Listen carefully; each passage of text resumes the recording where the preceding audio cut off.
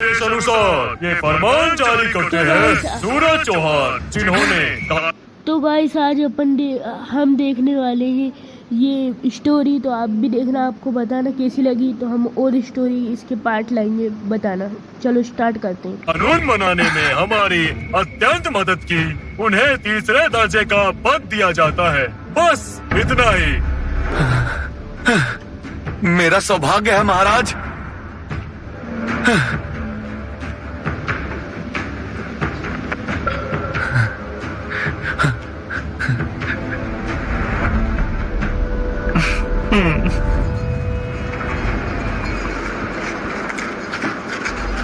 हाँ? सूरज चौहान, जिन्होंने कानून बनाने में महाराज को विशेष रूप से प्रभावित किया, उन्हें तीसरे दर्जे का पद दिया जाता है।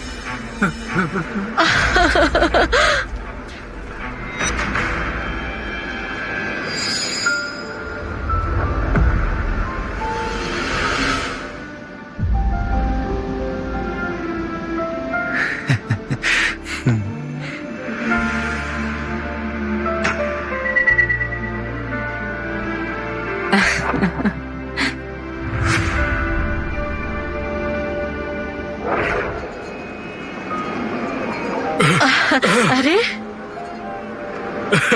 हमारे घर से भी एक तीसरे दर्जे का अधिकारी निकला। हे भगवान, हम तो सच में धन्य हो गए।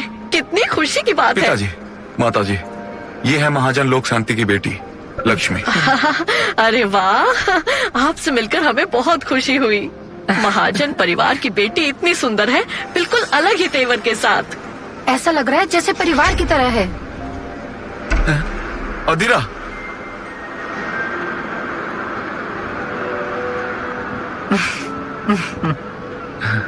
मैं लक्ष्मी से शादी करूंगा।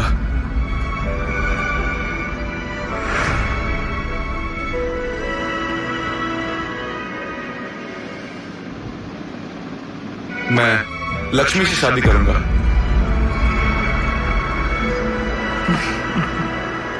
लक्ष्मी मुझे सबसे अच्छे से समझती है। आश्रम के वक्त वो मेरे साथ पढ़ाई करती रही। मेरी सफलता पूरी तरह लक्ष्मी की वजह से है। अब वो मेरे साथ है। ये बातें जानी पहचानी है। सूरज, तुमने यही बातें एक दिन मुझसे कही थी।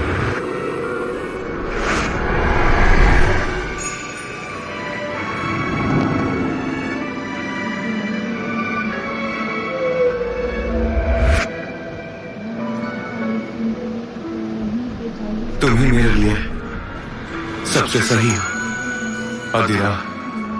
मैं कभी भी तुमसे बेवफाई नहीं करूंगा।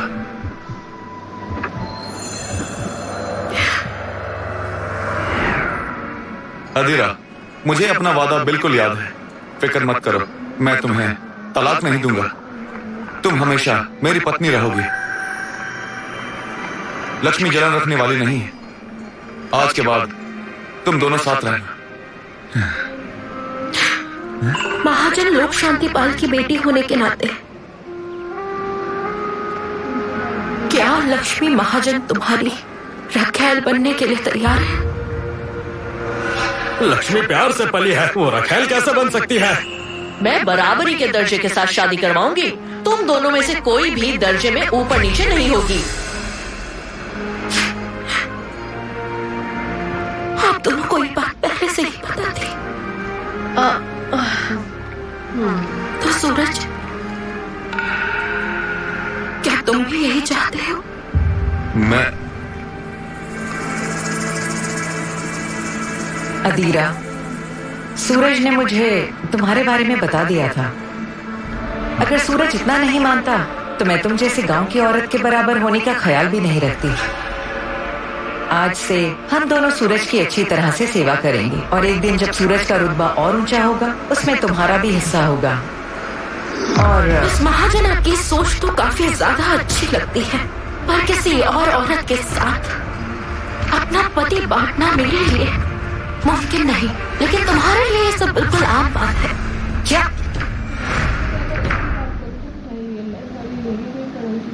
तुम इस तरह की बात कैसे कर सकती हो? अदीरा, तुम सूरज की पत्नी हो तुम्हें हमेशा सूरज के फायदे के बारे में सोचना चाहिए। लक्ष्मी लोक शांतिपाल की बेटी है। उसका सूरज से शादी के लिए तैयार होना पूरे परिवार के लिए एक वरदान है। ये सब मुझे कुछ जाना पहचाना सा लग रहा है। मुझे बिल्कुल यही बात कही थी। और तुमने मुझसे एक वादा किया था कि सिर्फ मुझे ही चाहोगे, वो भी मरते दम तक। लगता है उन बातों का अब कोई मतलब ही नहीं रहा। अदीरा, मैं जानता हूँ तुम परेशान हो। फिक्र मत करो, पूरा परिवार तुम्हारे साथ अच्छे से रहेगा। लक्ष्मी से शादी के बाद भी मैं तुम्हारे साथ रहूंगा। मैं सूरज की बात से सहमत हूँ। यकीन रखो, जब तक तुम उसके माँ बाप का अच्छे से ध्यान रखोगी, सूरज महीने में एक रात तुम्हारे साथ बिताएगा। अरे वाह मिस महाजन, कितनी बड़ी मेहरबानी है आपकी।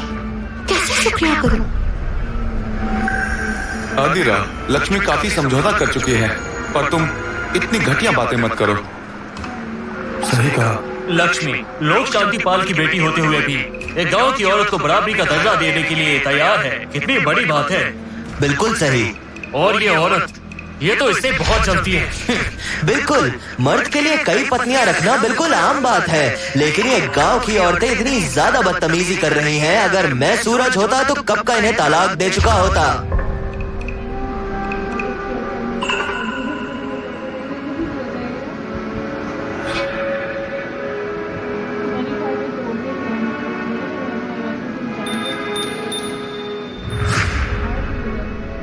अदीरा, ये अदीरा राजपूत है।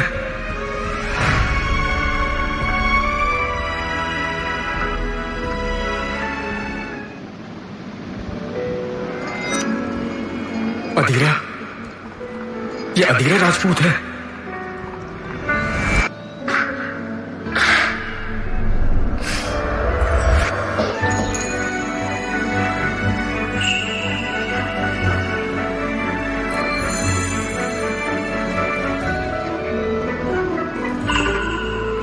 पिता से मिलने आए हो? लगता है ये गुरुदेव की ही बेटी होंगी, अदीरा राजपूत।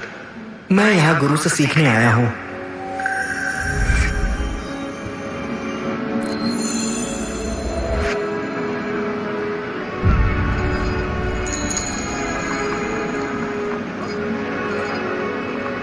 क्या सोचा अदीरा? अगर हाँ कहोगी तो घर के जितने भी छोटे बड़े काम हैं तुम संभालोगी, और इसी दौरान मैं दरबार में सूरज के साथ रहूंगी। मेरे सहारे से सूरज अपनी जिंदगी में जरूर आगे बढ़ेगा। अगर मैं ना कहूं? पति का पत्नी पर अधिकार होता है।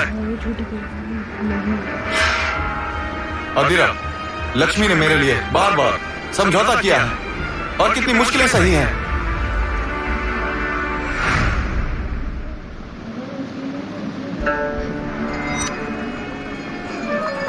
इतना सब कुछ सहा है, यहाँ सबसे ज्यादा जुल्म मेरी मालकिन पर हुआ है। तुम्हारा महल बिल्कुल गरीब था।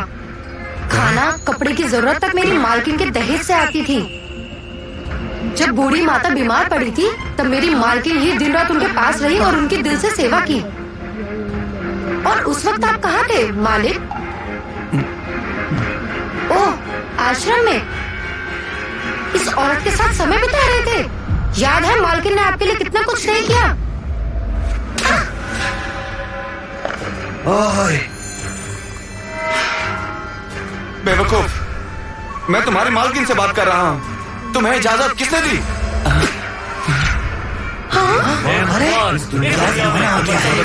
ये क्या?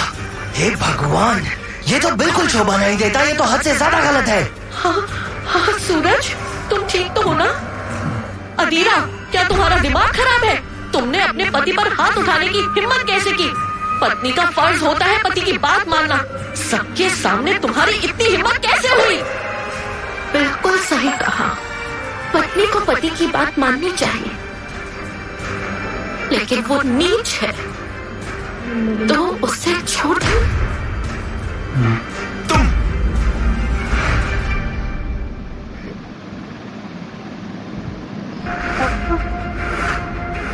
गाइस थोड़ा एड आ रहा है तो आप शादी करोगे? थोड़ा क्या? देख लो कर एडजस्ट कर लेना।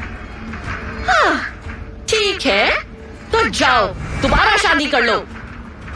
सदियों से मर्दों का कई पत्नियां और रखेल रखना आम बात है। सूरज लक्ष्मी से शादी करना चाहता है।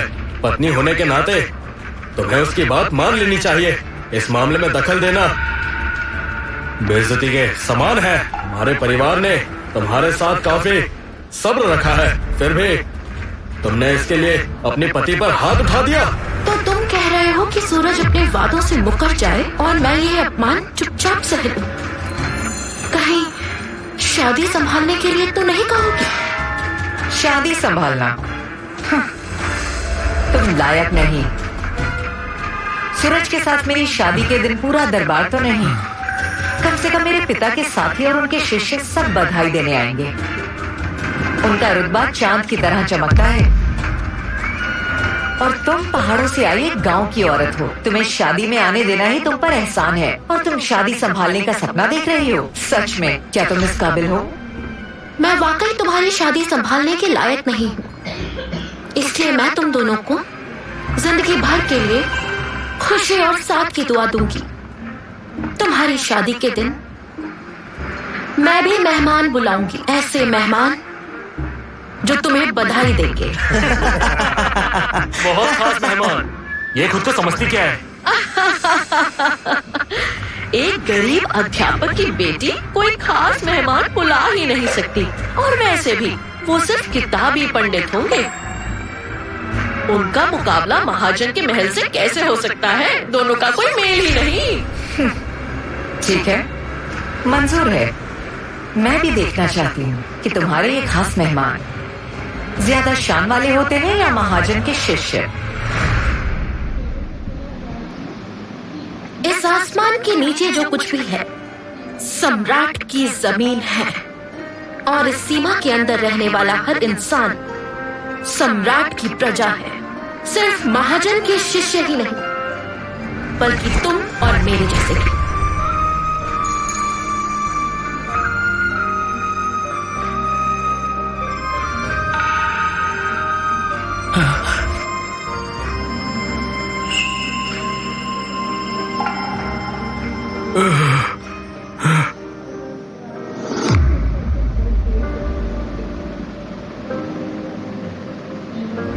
जरा रुको।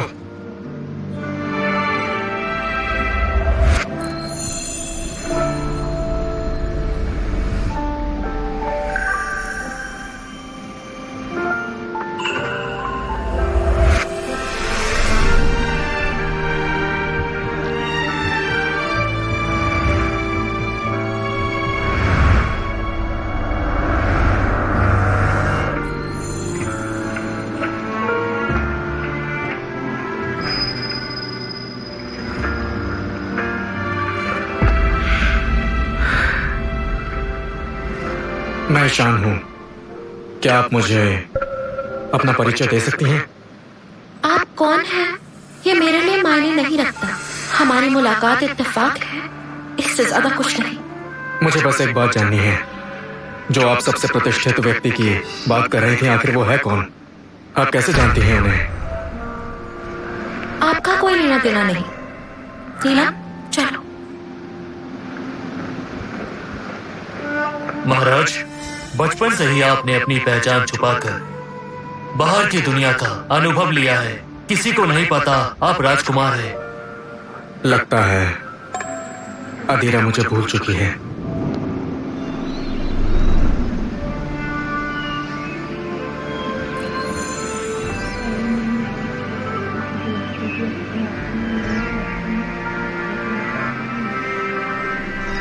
ईशान, आज आप कुछ उदास लग रहे हैं। सही कहा। मेरे पिता ने मुझे यहाँ पढ़ाई के लिए भेजा था। अब जब मेरी शिक्षा पूरी हो चुकी है तो जाना होगा। हाँ।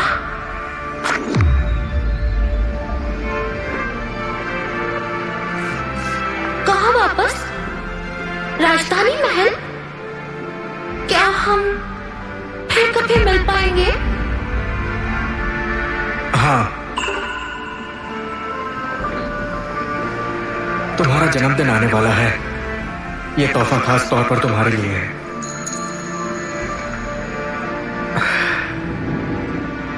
इतने सालों बाद मैंने कभी नहीं सोचा था कि हम राजधानी महल में मिलेंगे।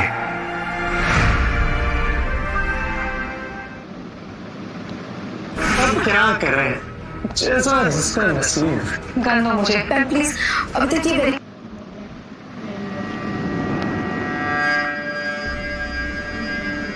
जब तुम दोनों की शादी होगी, मैं दुनिया के सबसे प्रतिष्ठित मेहमान को खुद बुलाऊंगी। मालकिन, आखिर आप किसको बुलाने वाली हैं? जरूर उन्हें ही।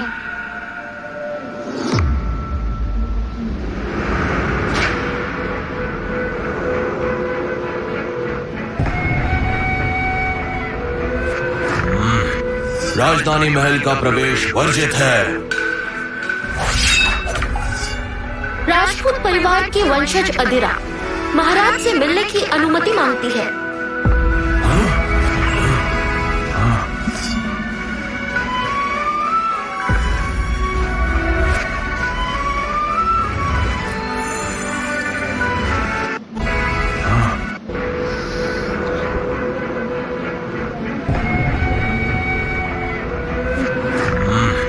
राजधानी महल का प्रवेश वर्जित है।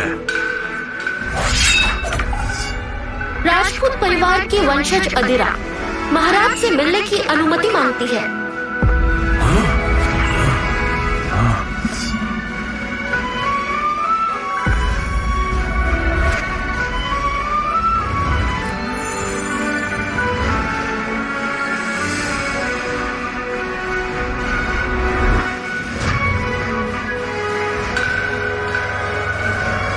राजसी मोहर, सूचना दो। राजसी मोहर प्रकट हो चुकी है। सूचना दो। राजसी मोहर प्रकट हो चुकी है। सूचना दो। राजसी मोहर प्रकट हो चुकी है।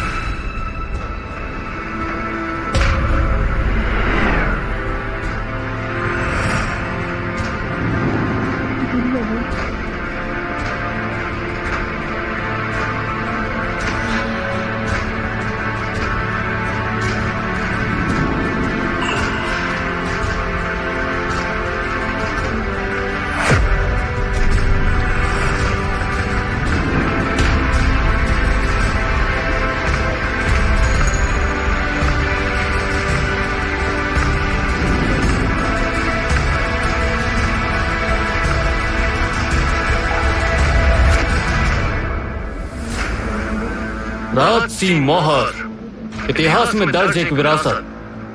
क्या तुम राज परिवार से हो? मैं अदिरा राजपूत महाराज को प्रणाम करती हूँ।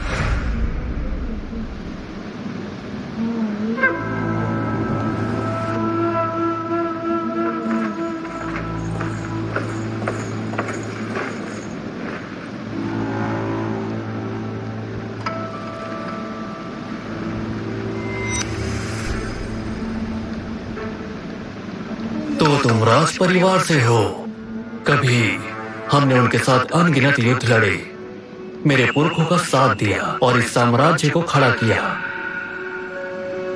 सम्राट ने उनके साथ राज्य बनाना चाहा, लेकिन तुम्हारे परिवार ने गांव में रहना चुना और गुरु गोकुल रहना पसंद किया।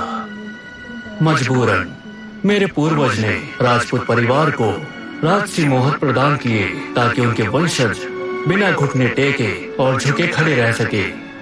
राजपूत परिवार हमेशा गुमनामी में रहा है। आज तुम राजसी मोहर के साथ आई हो तो निश्चित ही तुम्हारी कोई मांग होगी। बोलो, मैं तुम्हारी इच्छा पूरी करूंगा। अगले महीने में मेरे पति और लक्ष्मी अपनी शादी का उत्सव मनाने वाले हैं। मैं चाहती हूँ उस दिन आप आए। राजपूत परिवार हमेशा से अपनी महानता के लिए जाना जा रहा है। फिर ये सूरज ने किस भाग्य के बल के दम पर तुम जैसी पत्नी पाई और फिर भी उसे संतोष नहीं। लगता है ये इंसान अब जीना ही नहीं चाहता। रक्षकों, सूरज से उसके सभी अधिकार छीन लिए जाए, अभी के अभी। आज्ञा महाराज। रुकिए, मैं अपने व्यक्तिगत फायदे के लिए राजसी मोहर का उपयोग नहीं करना चाहती। तो फिर तुम क्या चाहती हो? महाराज सूरज परिवार के मंदिर का दर्शन करें।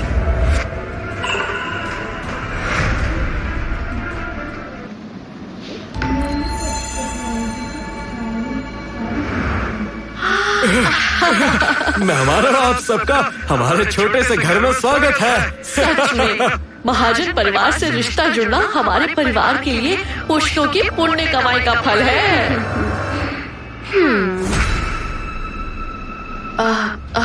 अदीरा, जल्दी यहाँ आओ और महाजन को प्रणाम करो।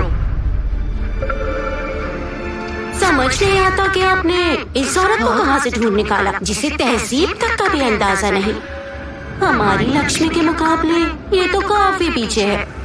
लक्ष्मी ने बचपन से ही शास्त्र की शिक्षा ली है। वो सच में सुसंस्कारी है।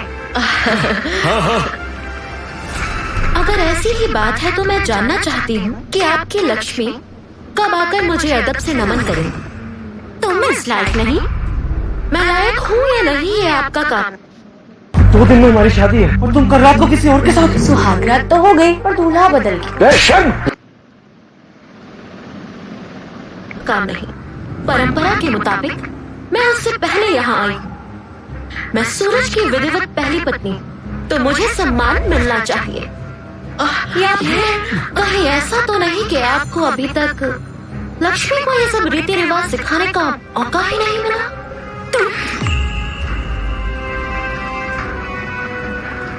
माँ,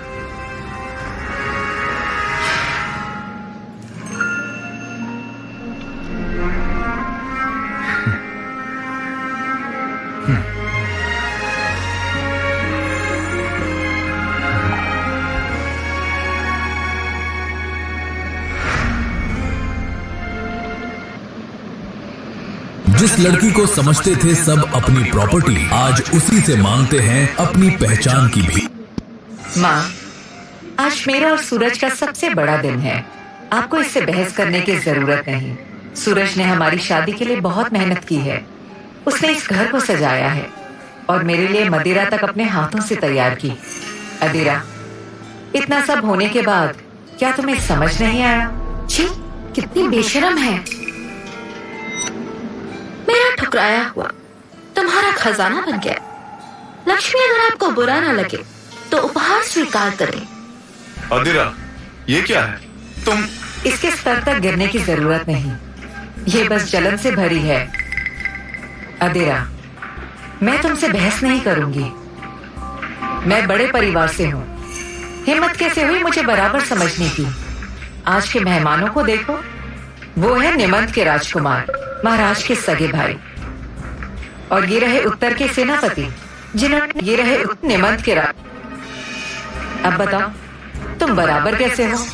उस दिन तुमने बढ़े उत्तर के सेनापति, जिन्होंने अपनी पूरी जिंदगी युद्ध लड़े हैं। ये तो कुछ भी नहीं। और ये है मेरे पिता, महाराज के सगे भाई के सेनापति, जिन्होंने अपनी पूरी जिंदगी युद्ध लड़े। बार से हूँ। हिम्मत कैसे हुई मुझे बराबर समझने की? आज के मेहमानों को देखो, वो है निमंत के राजकुमार, महाराज के सगे भाई। और ये रहे उत्तर के सेनापति, जिन्होंने अपनी पूरी जिंदगी युद्ध लड़े हैं। ये तो कुछ भी नहीं। और ये है मेरे पिता, लोक शांतिपाल, महाराज के सबसे विश्वसनीय सलाहकार, जिनके अनुयायी पूरे दरबार में हैं। अब बताओ, तुम बराबर कैसे हो? उस दिन तुमने बड़ी बड़ी बातें की कि तुम देश के सबसे सम्मानित मेहमान को बुलाओगी। तो मैं पूछती हूँ, कहाँ है तुम्हारा मेहमान? आखिर कौन है वो? कहीं खुद महाराज तो नहीं है? तुम लोग इसे ज्यादा ही सर पर चढ़ा रहे हो। इस जैसी सीधी सादी गांव की औरत ने शायद कभी सम्राट का चेहरा तक नहीं देखा होगा। बिल्कुल सही। तो बताओ, कहाँ है तुम्हारा वो मेहमान? कहीं आया ही नहीं। सम्राट पधार रहे हैं।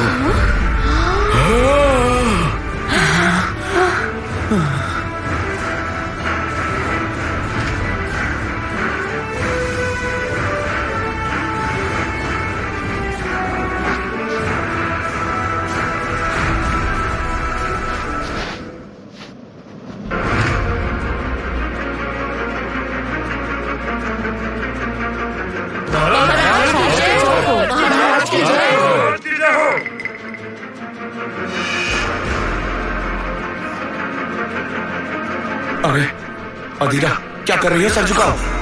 पागल, जिंदा नहीं रहना है क्या? तुमने किससे शादी की है?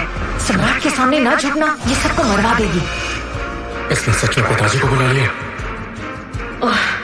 सब खत्म हो गया, बिल्कुल खत्म। ये औरत हम सबको मरवा देगी। आज मैं किसी के निमंत्रण पर आया हूँ ताकि विवाहित जोड़े को उनकी विवाह पर बधाई दे सकूं।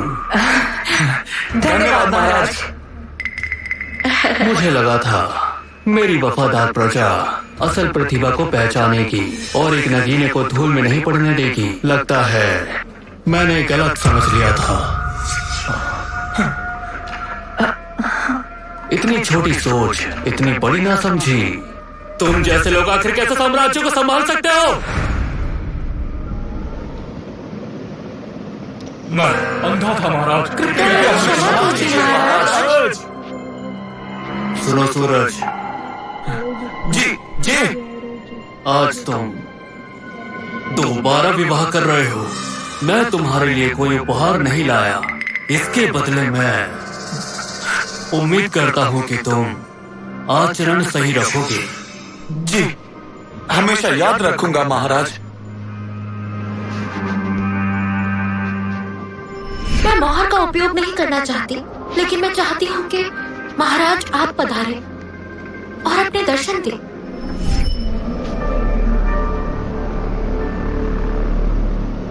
महाराज प्रस्थान कर रहे हैं। प्रणाम महाराज।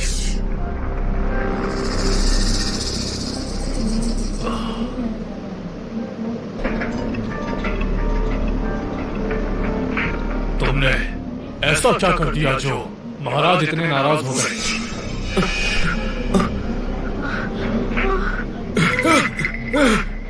अगर सूरज ने महाराज को नाराज किया होता तो महाराज खुद चलकर बधाई देने क्यों आते? मेरी नजर में महाराज तो मार्गदर्शन दे रहे थे। हाँ हाँ, बिल्कुल सही। हमारा सूरज तो तीसरे पद का अधिकारी है। सम्राट का शिष्य होने के नाते उन्हें हमारे बेटे से ज्यादा उम्मीद है। बिल्कुल, सम्राट का खुद आकर बधाई देना सबूत है कि वो तुम्हें मानते हैं। आदिरा, जैसा तुमने देखा महाराज खुद आए।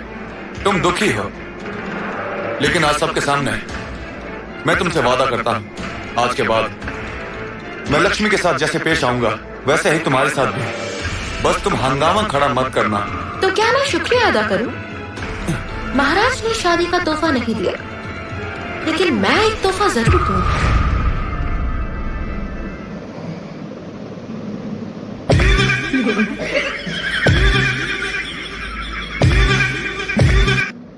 ये किस तोहफे की बात कर रही है? क्या पता क्या नाटक है? ये चलो।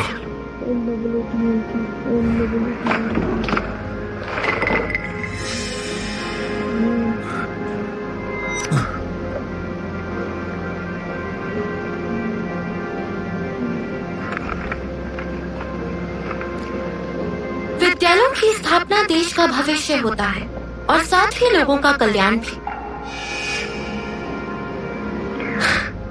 यह पहली मुलाकात की बात है। उस वक्त कानून के बारे में ज्यादा कुछ ज्ञान नहीं था। ये क्या है? ये तो पत्र लग रहा है। सही कहा। पहाड़ महान है क्योंकि मिट्टी के कण को ठुकराता नहीं। ये मैंने शादी के बाद सिखाई थी। इसी कानून के बल पर तुम आश्रम पहुंचे थे और इसी रास्ते पर तुम्हारी मुलाकात लक्ष्मी से हुई।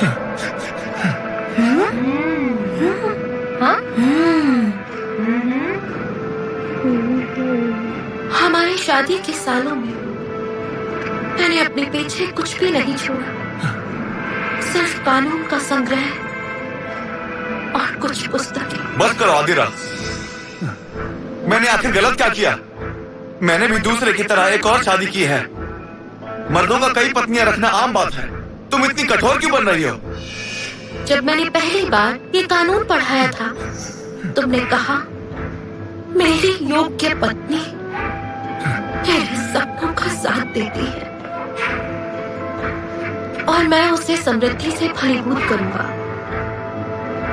अब जब ये सब बातें कोई मायने नहीं रखती,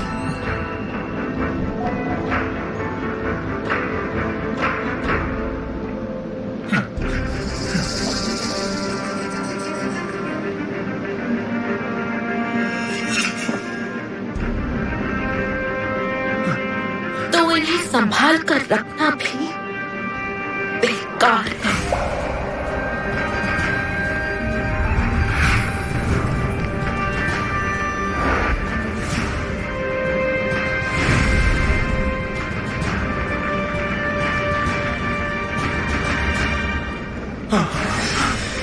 इसी के साथ अब सब खत्म हो गया।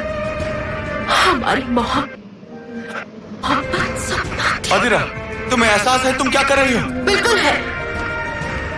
आज मैं अदिरा राजपूत तुमसे रिश्ता तोड़ रही हूँ।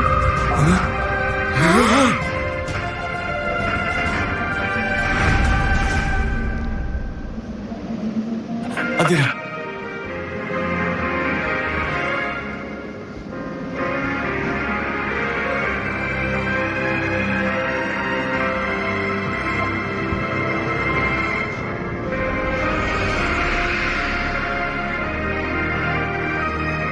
आईना बिखर गया है, जज्बात अब धुंधले पड़ गए, नजदीकियां टूट चुकी, हमेशा के लिए विदा करती। जो मोहब्बत कभी थी अब एक टूटा रिश्ता है। आने वाली जिंदगी में हम अलग अलग चलेंगे। आज मैं अदिरा राजपूत और नव नियुक्त अधिकारी सूरज इस रिश्ते को यहीं समाप्त कर दे।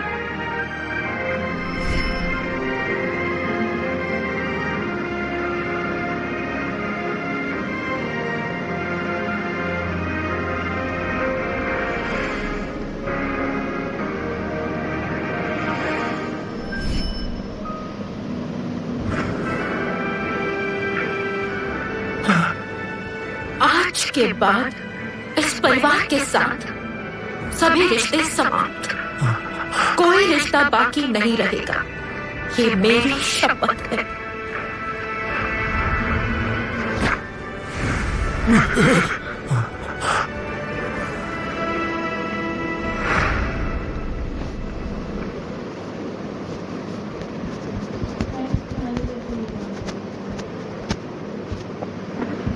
नहीं, यहाँ कभी ऐसा नहीं हुआ है कि पति ने तलाक दिया हो।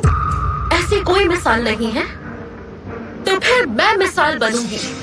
कानून के मुताबिक जो पति से अलग होती है उसे जेल जाना पड़ता है। जब लोग शादी करते तो मोहब्बत करते, लेकिन जब मोहब्बत ही खत्म हो जाए तो साथ रहने का क्या मतलब? मुझे परवाह नहीं, चाहे सालों की सजा हो, मैं दंड को स्वीकार करती हूँ। कल मैं खुद अपनी सजा के लिए हाजिर हो जाऊं।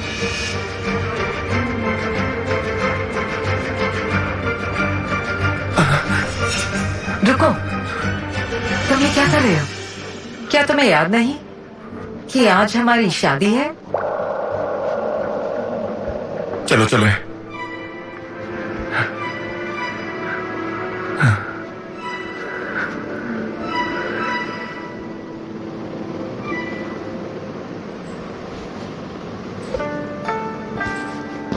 पिताजी, मैंने फैसला कर लिया है कि मैं अब अलग हो जाऊंगी। ये परिवार छोड़ दूंगी। राज्य के कानून के अनुसार अलग होने वाली औरत को कैद भुगतनी पड़ती है। हमारे परिवार के पास राजसी मोहर होने के बावजूद मैंने हमेशा यही शिक्षा याद रखी, कानून से ऊपर कोई भी नहीं होता है। आज मैं सजा स्वीकार करने जा रही हूँ। इस दौरान मेरी जगह नीलम आपकी सेवा करेगी।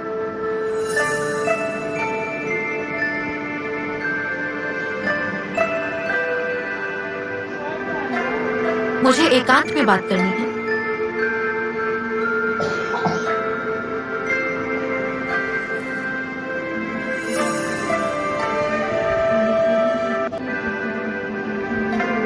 मुझे एकांत में बात करनी है।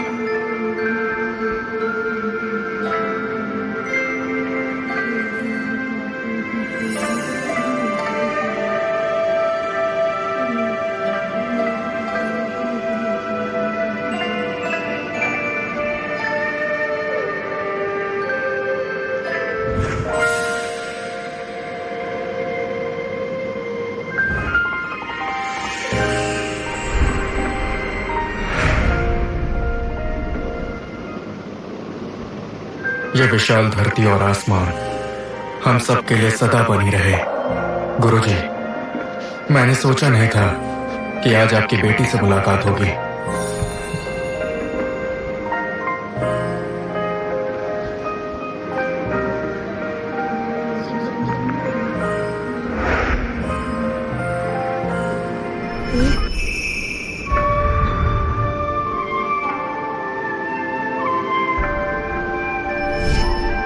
ईशान, राजकुमार आप कैसे हैं? बहुत अरसा हो गया। अदीरा, तुम कैसी हो? आपकी चिंता के लिए मैं आभारी हूँ। मैं ठीक हूँ। इतने सालों के बाद लगता है हम एक दूसरे से कुछ ज्यादा ही दूर हो गए हैं।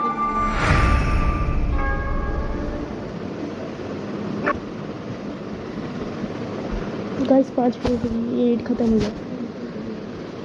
ये थोड़े एड नखरे करते हैं आज, तो इसको अभी इग्नोर मार देना, आगे जाके एड नहीं आएंगे क्योंकि नो एड खरीद लेंगे अपन।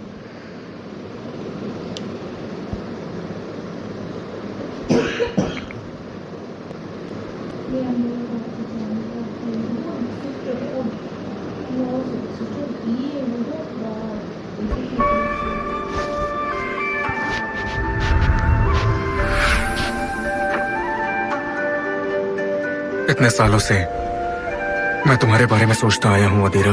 राजकुमार, मैं एक शादीशुदा औरत हूँ। आपके शब्द मर्यादा के दायरे के बाहर हैं। पुरखों के मंदिर में तुमने अपने पति से तलाक लिया था, फिर तुम अब किसी और की पत्नी कैसे हो? आपको ये कैसे पता? मुझे सिर्फ तुम्हारे तलाक के बारे में ही नहीं पता, ये भी पता है कि तुम सजा भुगतने जा रही हो। तुम वहां नहीं जा सकती, दफ्तर में सब उन्हीं के शागिर्द हैं। इस मामले को मुझे संभालने दो। जब तुम जानते हो कि वहाँ सब उन्हीं के आदमी हैं और उनके पास बेइंतहा ताकत है, तो फिर तुम कैसे उनका मुकाबला कर पाओगे? और वैसे भी मेरे परिवार की एक परंपरा है, चाहे राजसी मोहर ही क्यों ना हो, कानून से ऊपर खुद को कभी नहीं रखा जाता। इस मामले में मैं आपको परेशान नहीं कर सकती। क्या तुम अपने फैसले पर पक्की हो? अब जो है वो है। सच में तुम इसी के लायक हो।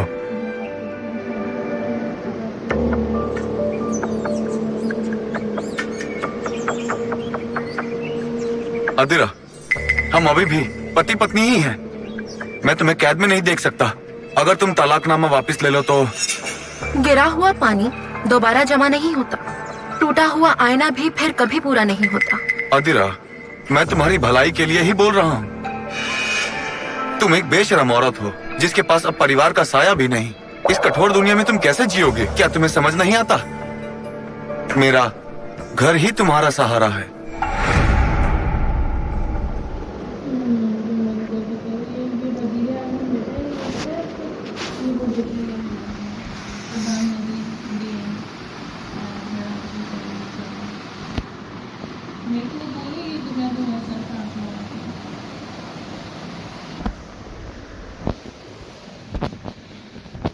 गाइस बताना आपको ये कैसा लग रहा है। मैं तो अकेली रह सकती हूँ।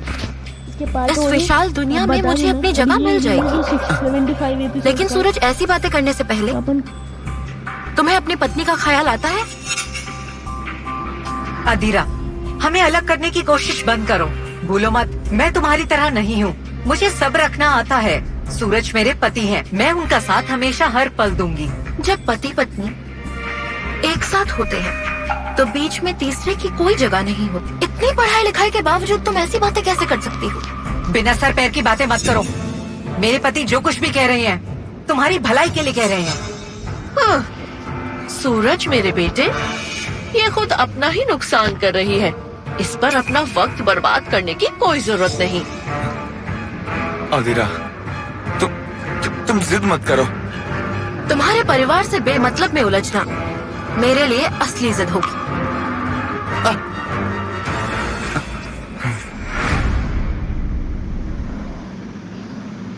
ये सब क्या हो रहा है? ये सब क्या हो रहा है? अदीरा कुछ बड़ा करने वाली है। ये वाकई बड़ी गरिमा वाली एक खास औरत है। अफसोस, तुम्हें महाजन परिवार को नाराज नहीं करना चाहिए था। दरबार को अपना परिचय दो। मैं अदीरा राजपूत हूँ। ये तलाकनामा क्या ये तुमने खुद लिखा है? उस दिन महाराज खुद मौजूद थे। ये बात आप जानते हैं। तुम हिम्मत कैसे हुई? तुमने अपने पति को छोड़ने की हिम्मत कैसे की? अपनी गलती स्वीकार कर लो। नहीं करती। क्या? ये भगवान, ये क्या कह रही है? पति से अलग होना हमारे कानून के खिलाफ है। मैं अदीरा इस इल्जाम को स्वीकार करती हूँ, लेकिन ये कानून ही गलत है। अच्छा? हाँ, क्या ये ने हमारे राज्य के कानून का अपमान किया है। सिपाहियों, आ गया। इस औरत को पकड़ो और कैद खाने में डाल दो। जी। कौन नगाड़ा बजा रहा है? मैं।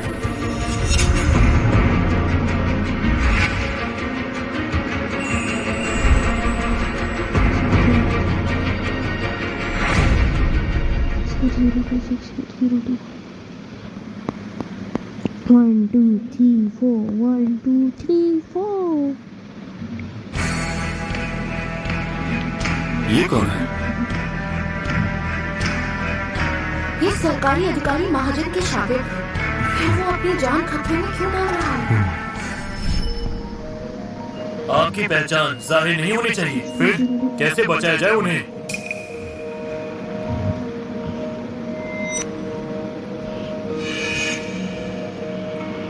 मैं सामने नहीं ला सकता, लेकिन तुम जरूर। राजकुमार का शाही फरमान आया है।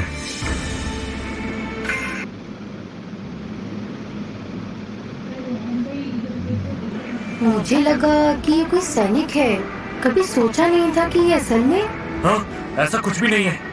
ललित जी शाही सैनिकों के सेनापति है। ये शाही आदेश में गुप्त आदेश था, इसीलिए उन्होंने अपनी पहचान छुपा कर रखी। हाँ, कृपया मुझे ललित ही बुलाइए।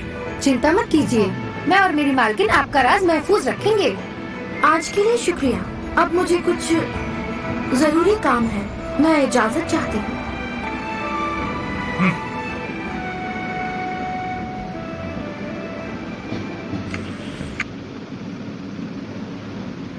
तो गाइस ये एपिसोड इधर ही ख़त्म करते हैं। आपको बता देना, आपको अगला इसका पार्ट 2 देखना है।